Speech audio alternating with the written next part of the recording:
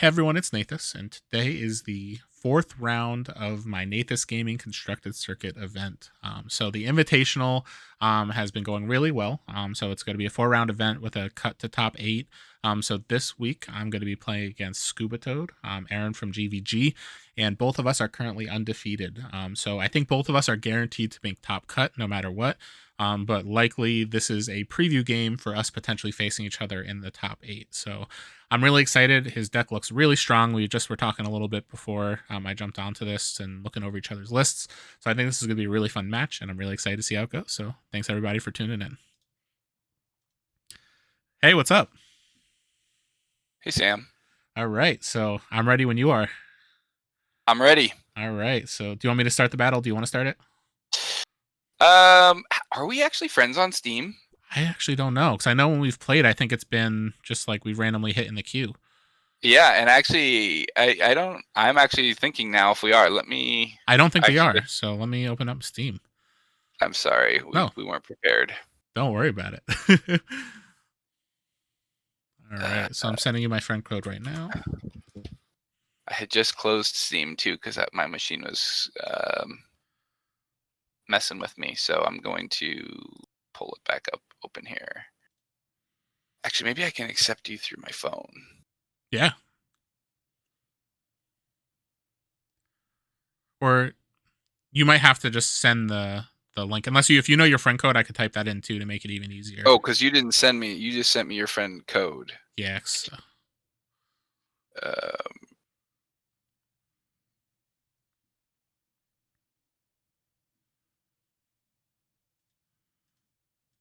I don't know what's going on with my machine. Okay, here we go. I'm open. Friends, add a friend. You sent me the code. Here it is. Enter friend code. Send invite. There we go. Got it. All right. I'll challenge you right now. All right.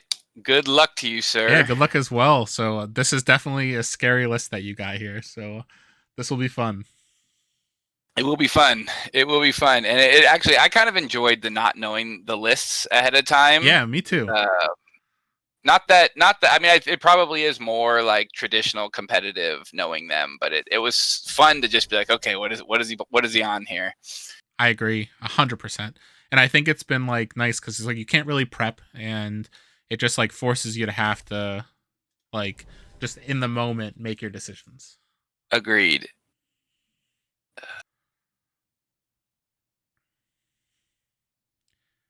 It's funny because the vote was literally even. Because when I put it up to vote to see if people wanted to see deck lists or not, I hate you. You know, that was a sacrifice. That was a long-term sacrifice there, I think. But if I you did happen to have bet it. on are you kidding me? I did have it. I had the starting hand that you need. So the All right. question is, do I force you to block here? Yeah, there's no reason not to do this. Um, yeah, this is not an ideal turn for me. I like to just kind of ignore what you got going on over there. I get that. And the funny thing is, so I was looking at your deck list and I'm like, as long as you don't have the Necrovive, I'm golden. Because I did technically also have an Asir Mech Mage in hand where I could have done the Nova first and Asir Mech Mage and flip. But I Oh, was like, gotcha. I'm just going to take the risk. Even though the other one's 100%, this one, it's like if you didn't have it, I would have been in such a far ahead point. But Now I just don't even know what I'm supposed to play here. I actually quite liked my hand to start. Did not want to play the Necrovive. Not that it's a bad card to level up, but I get it though. uh, all right, we're gonna go with this. Shambling Demon, I get that.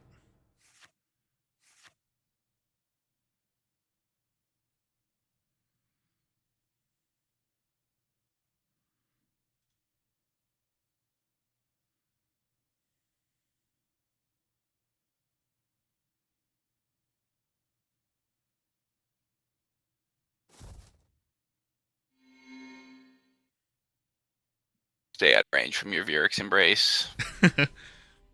Let's see.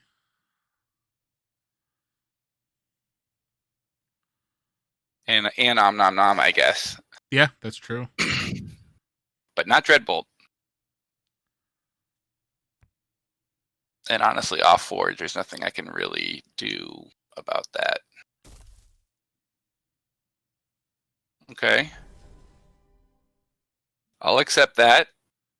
All right, so if you're going to go for the Dreadbolt, I'm at least going to start growing.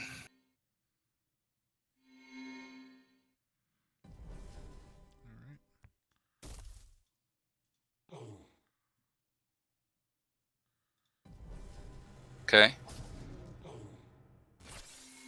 Don't like that you're able to clear both those off. Yeah. I just need to get rid of the Taro while you have the Shambler out. All right, so I think now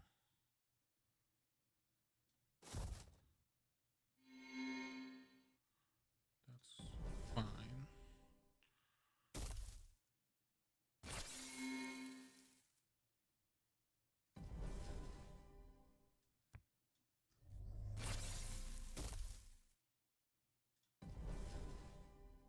Yeah. I guess it's just the question is how much do I care about keeping it off the board? I guess a little bit. I guess pinging you down doesn't hurt that much. Yeah, no, it's not a bad move.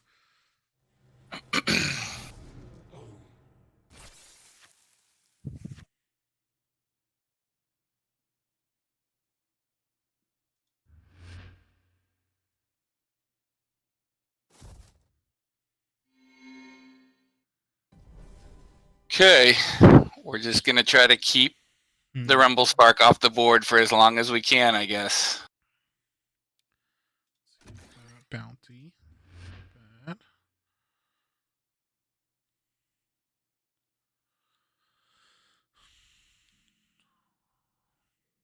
What are the odds? I actually think if I do this and you do that, I'm okay with it. So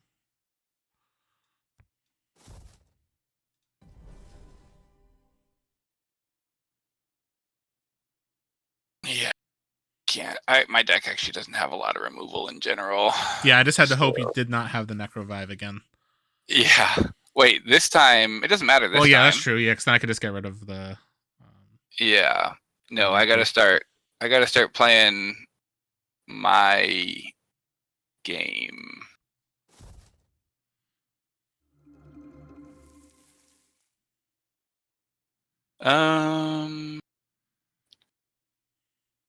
Am I bountying here? What are you likely going to play? You are likely going to play maybe Disintegrate. I don't really care about most of the other stuff you have. Grave Pact. I don't know. I would like to not see a bunch of spells come out here. Oh, I guess I should be smart enough to look at your discard pile too. Oh no, you don't have one yet. Okay. Okay, we'll let it go, I think. Well, yeah, we'll let it go. Ship it back over to you. Yeah.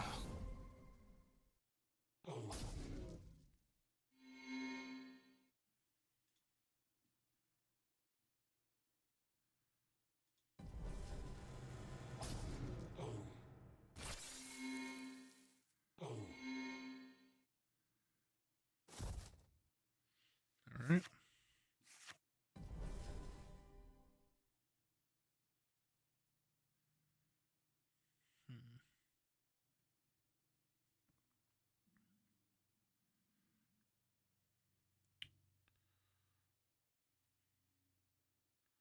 That's interesting.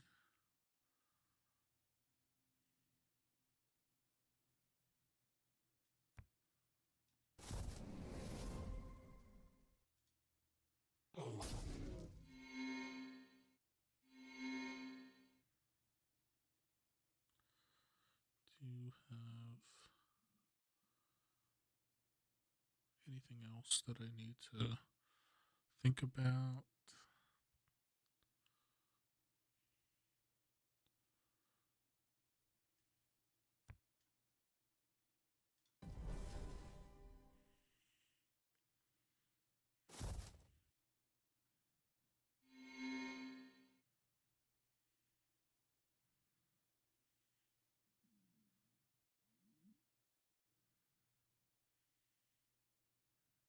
Yeah, that's probably fine.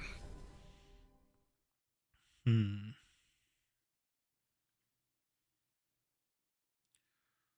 I care enough about this? The answer is I think I'm fine like that. So we are going to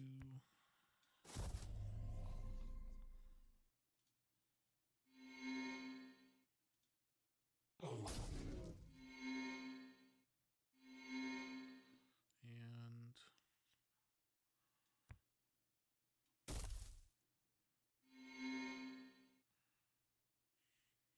do we also activate? Yes, we do.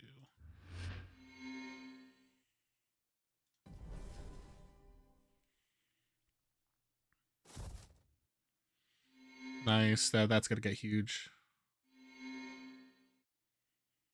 I don't care about garden. We'll do the bounty now.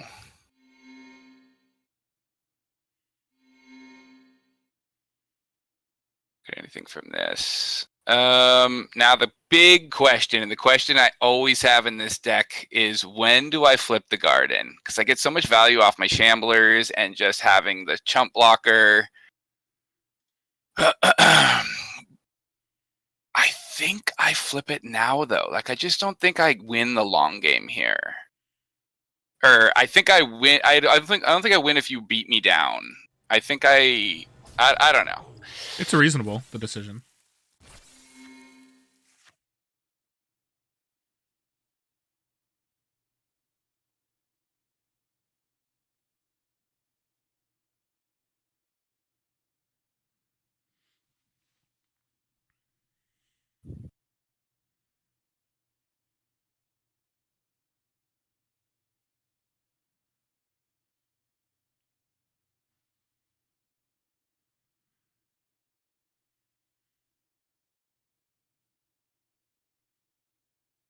What am I doing here?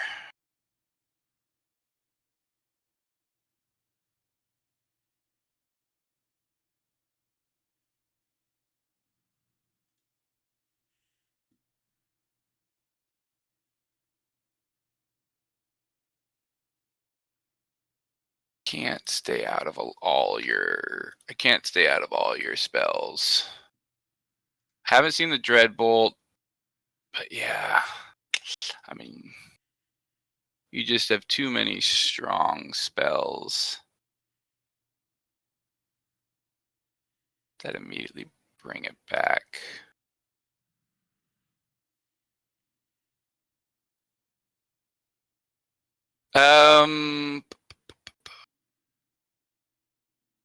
Just can't get rid of it.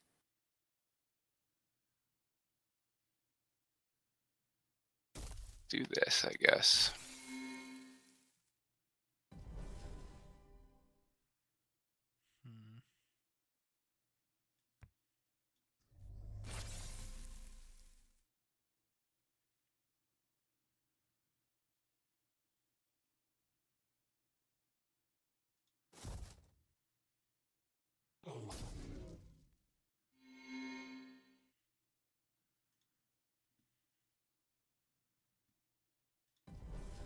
Okay. So you have an immediate nether spell. Probably something to take care of my boy over there, the Oak Guardian.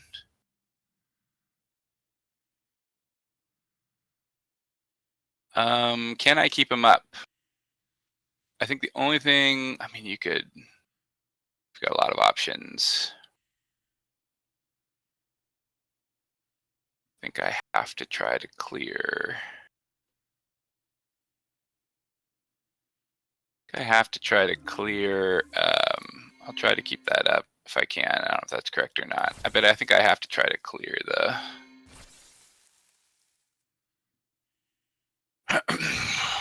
I should have been checking your discard pile too. So that actually definitely changed my What? How play do you have because a I fully was gonna upgraded? kill your Oak Guardian with a Nova Elementalist activation, but instead, Can't you still do that?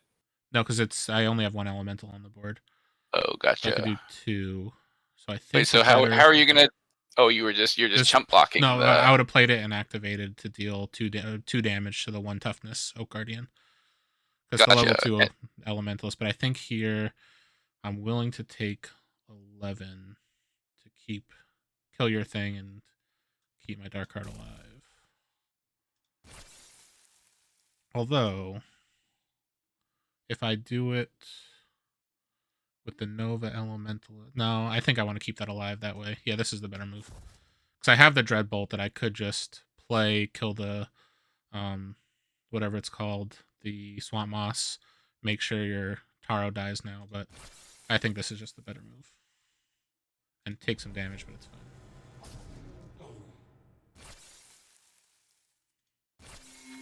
I have the Forge here, so I can hopefully immediately flip. And I have a free spell activation,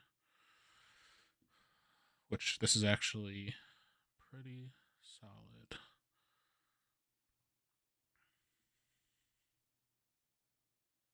So we are going to.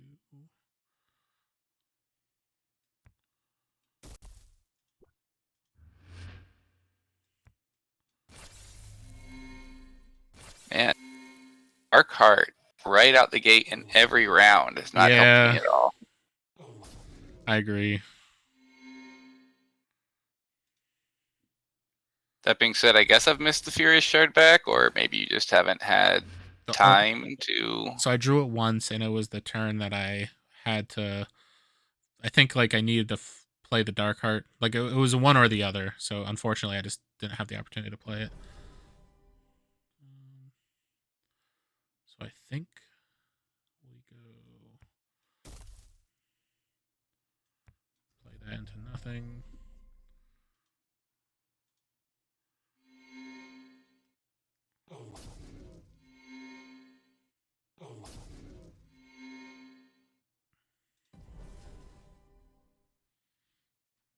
Yeah. Okay, just play this. Gain some life. Harass will to try to gain some more life. Not getting anything off my triggers. And I don't think it makes sense to do anything else here.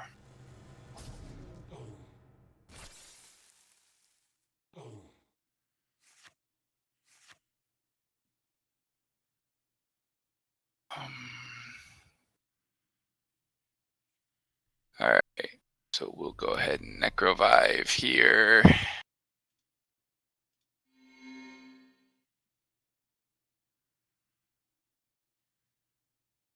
Clear off one of these. If I can ever clear them all off, maybe I can make progress here. Ooh, that's not good. How did you upgrade that without playing it? Or did you play it? I played it both times. You did? You played it both I think. cycles? No, let me double check.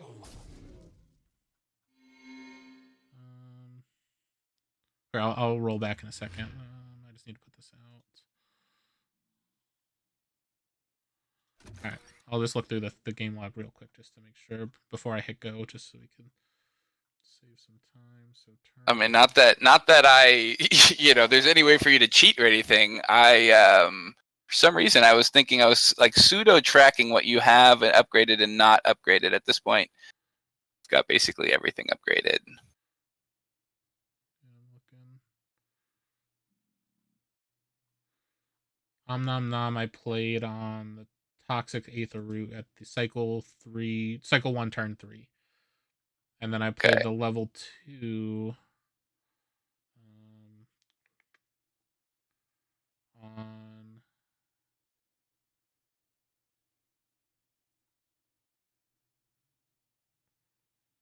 looking for it.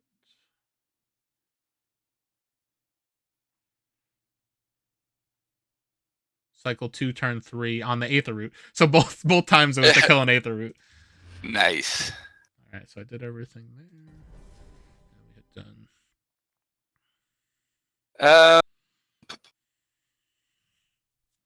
This just isn't great.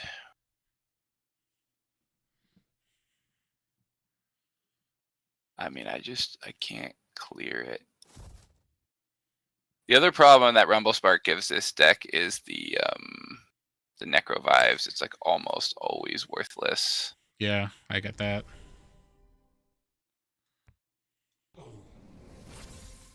In this deck, like especially like for example, I haven't been able to get the shard back out, but there's enough pieces, and this deck just high roll. When it high rolls real hard, which right now I think it's high rolling.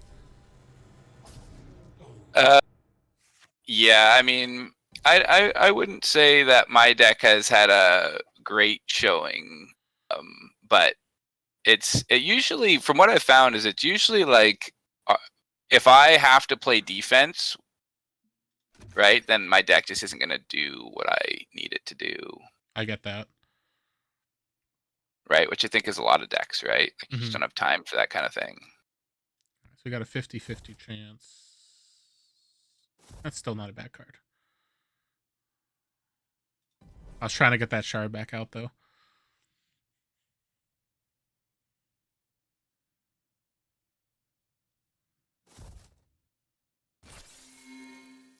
Nice.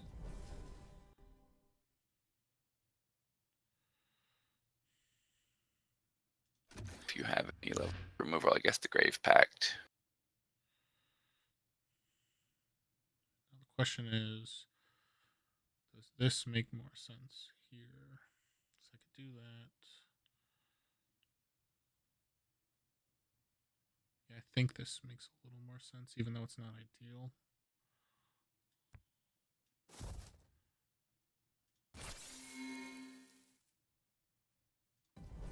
Counting on that creature.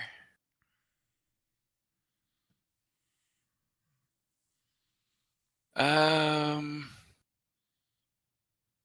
mean, yeah, I was not able to hold the board here. I'm gonna get low. Maybe I missed a lot of my key cards here. I missed Shambler 3 and Taro 3 here. Yeah, I could tell you missed the Shamblers, and then also the Swamp Moss only came out once so far. Yeah, but you know, the deck has to be consistent enough to miss key pieces, right? Exactly. So we're not going to complain. We're going to drive forward and try to get there. But I know exactly what you're saying though. It's because like I've noticed there's been a couple cards that I just haven't really seen, which have helped me a ton.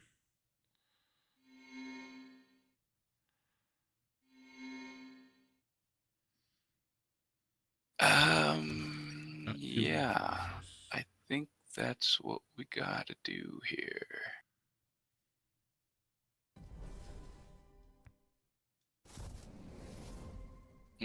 Don't like that.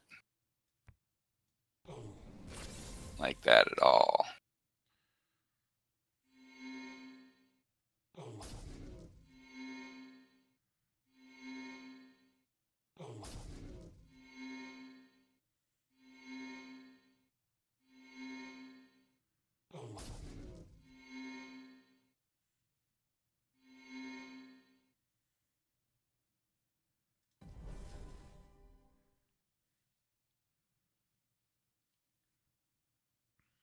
Okay, the Oak Fathers have to come out. The question is, do I just die if you have Grave Pact? The rest of the stuff I don't really care about if it goes down. So my Grave Pact should be at level 2. So as long as it has more than 10 toughness, then your thing will live no matter what you put there. Yeah, but I have to do other things too. I have to like do many a thing here. I guess we'll just do this. Do I put pressure on? At this point, I guess it's gonna come down to life. So maybe this is better.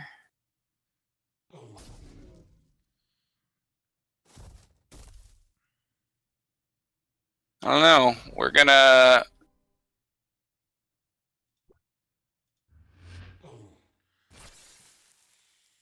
Hmm. Yeah, because now if you have something to clear it, there's nothing I can do. Yeah. This here we think the better bet is just to do that. But ultimately, it comes down to not being able to remove the dark cards. This deck definitely has the I just have to do my thing before you do yours.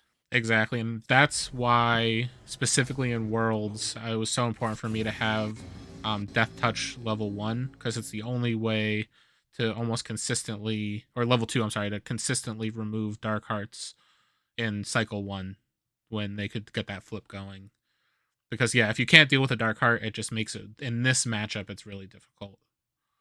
Yeah, and there was I don't know how many pieces of removal there. I guess you had to have either Grave Pact.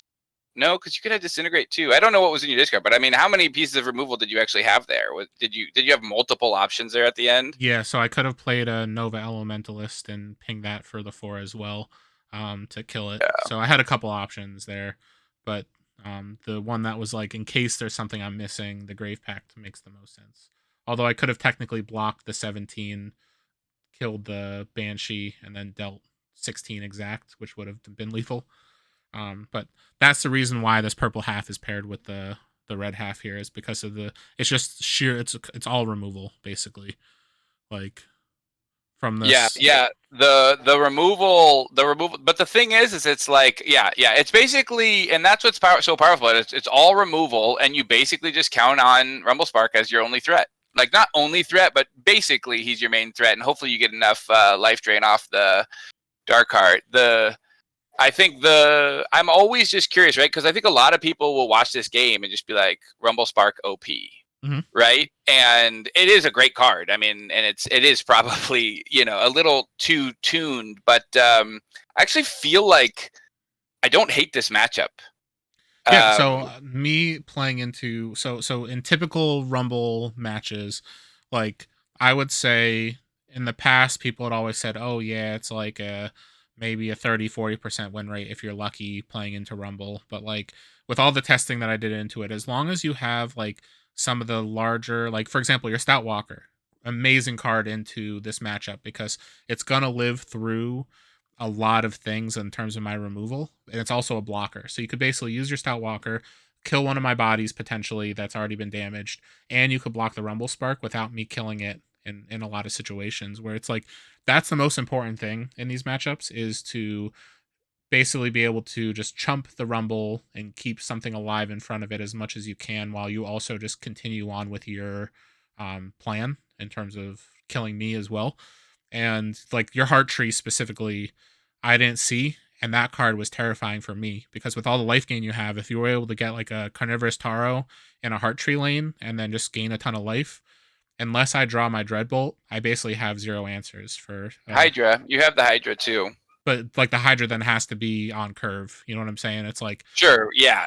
No, I mean, and that is, I mean, that is often how this deck wins, is yeah. it just gets the Heart Tree out early. I actually think I only saw the Heart Tree once early on. And it was another piece that I missed. And I think I'm going back to just think of like, because you don't have that many ways to flip the Rumble either. I guess you did say you have the Mech Mage. Yeah, so the Mech that's Mage not is repeatable. The repeatable Rumble is what I because how many times did I kill Rumble there? Probably like 7 times. Yeah, for sure. Yeah, and that's the thing, is like basically knowing my board state, I just threw my Rumble in as a chump blocker because I knew I was going to be able to use my Dark Heart to kill you in the majority And of the so game. that, I think that is ultimately I could not clear it, and that ultimately was the problem. But I think you having it 3.1.1, 2.1, 3.1 is not guaranteed, right? No, for sure. Exactly. And so I think I do think, like, yeah, honestly, I think I'd love to, if we get some opportunities, I'd love to playtest. I mean, I'm bouncing around a few different decks, but I would love to playtest this matchup a couple more times just to see what the win rate is. Like, are you 80-20 favored? Are you 60-40 favored? Like, I'd actually be genuinely curious. I mean, you're always going to be 55, 45 or whatever, just because you're Sam, right? But yeah, I guess it's one of those things where it's like, for example, the reason why I like this deck, which is kind of what I was saying at the beginning, is that there's so many avenues of how it could be played depending on the match. So like for example, let's say I don't draw my Dark Heart, but like I get my Furious Shard back. Like that alone can be a huge threat. Like there's a few cards that it's just like depending on the matchup, I just ignore. And like basically there's some cards where it's like depending on the matchup could be all stars in some games, but like not great in others. Um, I do think that when this deck high rolls, it's very hard to beat no matter what you're playing.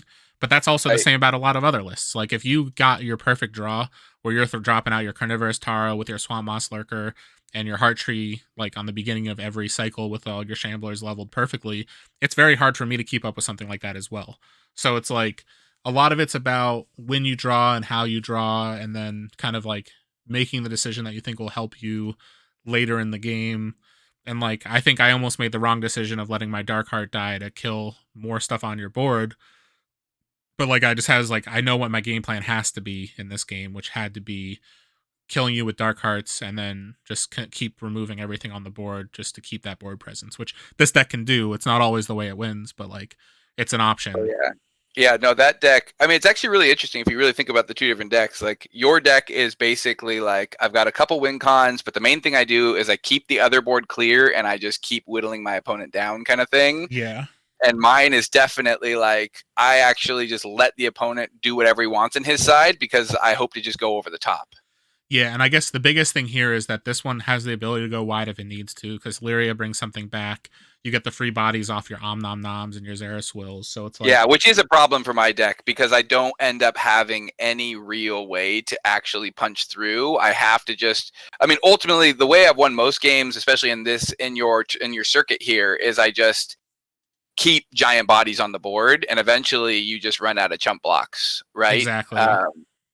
And in this case, right, like you were able. I mean, I actually had a full board most of the game, but Yes, there's your just Dark Heart draining me and not getting shambles going on my side, the life total just got way out of control. I agree, but I do think that this is a match that, like, again, when I was looking at your list before we started, I'm like, this is going to be tough.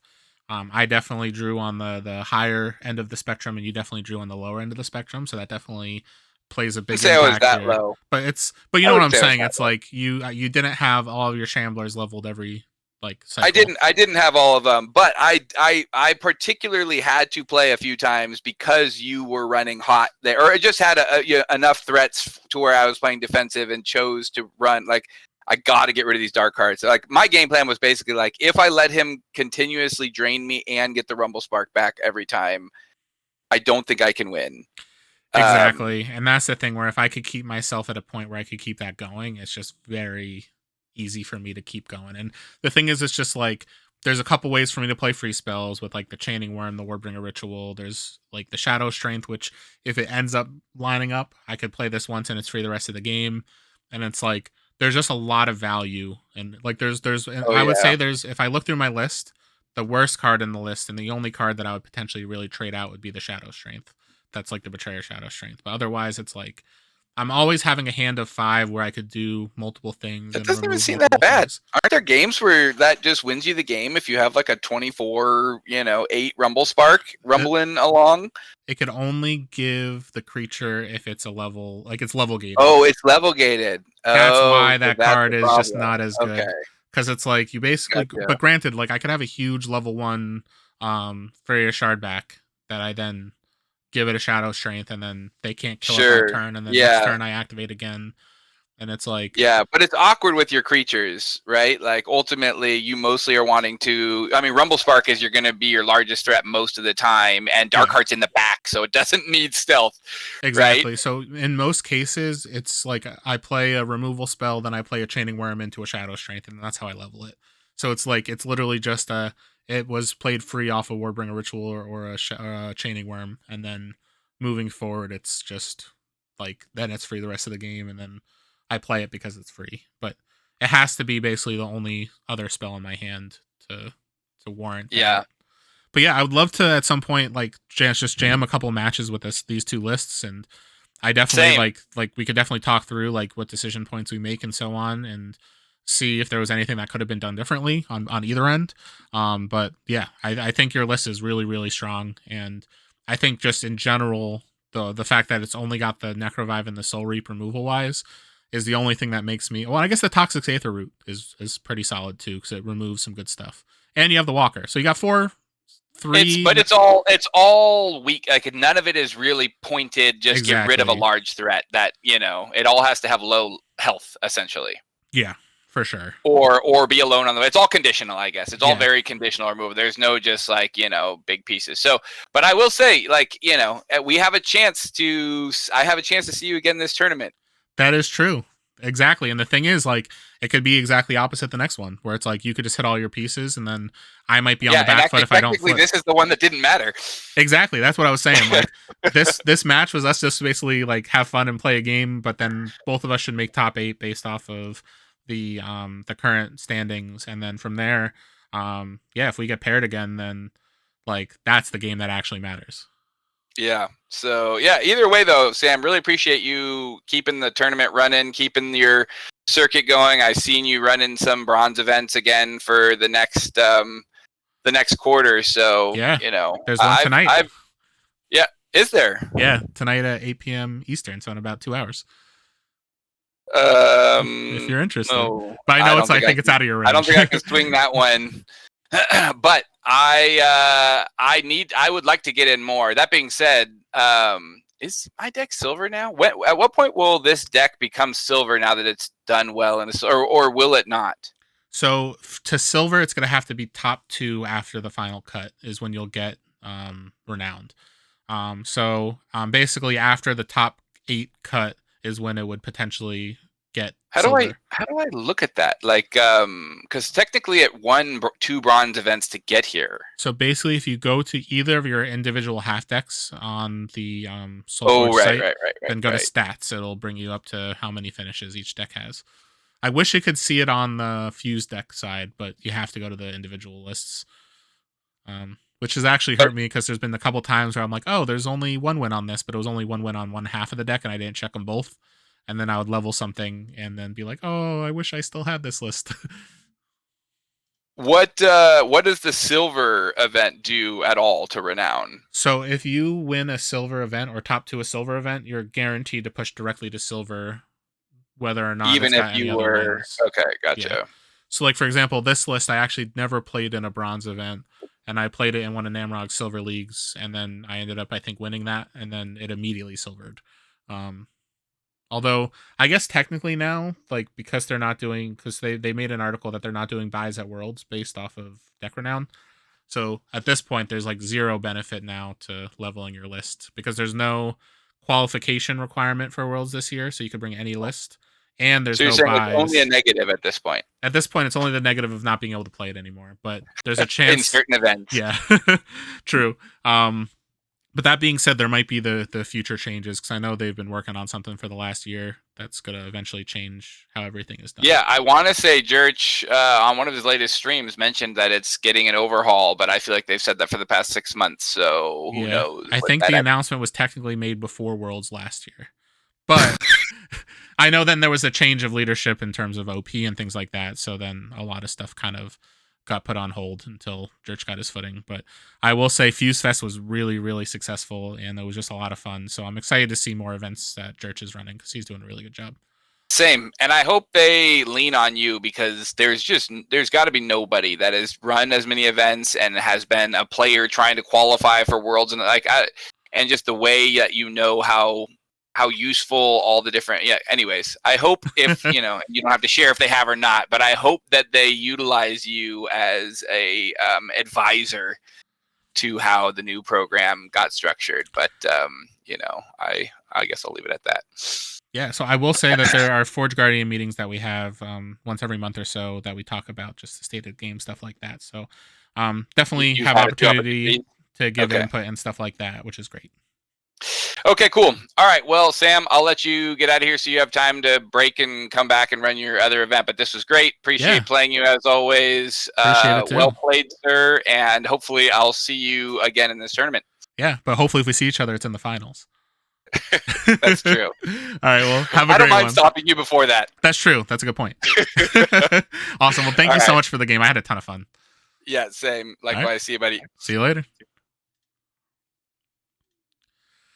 All right, so I think that's just another example of this deck. Sometimes just when you get going, you get going. So I drew well on the dark hearts, and it just really helped me keep the board going. Because there was a point where like my life total was like below 40, and Scubatoad's was I think above 50, and I was just able to, with the dark heart and just keeping removal active, I was able to just continually flip my Rumble Sparks and just keep a board presence, and at the end just push some damage through with a Rumble Spark. So it was a really good game. Scubatoad definitely, I could tell, did not draw all of their pieces, which definitely helped me out a bunch because they started pretty aggressively, I would say.